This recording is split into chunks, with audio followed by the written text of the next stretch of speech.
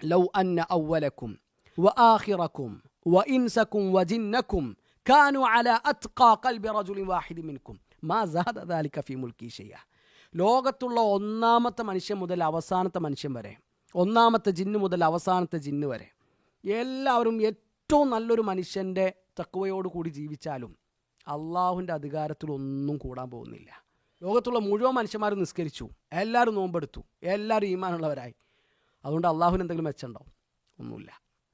Love അന്ന അവലക്കും വ ആഖിറക്കും വ ഇൻസക്കും വ ജിന്നക്കും കാനു അലാ അഫ്ജരി ഖൽബി റജുലിൻ വാഹിദിൻ മിൻകും മാ നഖസ ദാലിക മിൻ മുൽക്കി ഷൈഅ. സുബ്ഹാനല്ലാഹ്.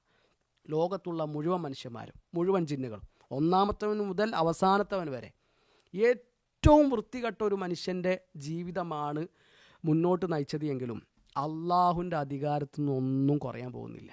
നമ്മൾ നന്നായാൽ നമുക്ക് നന്ന്.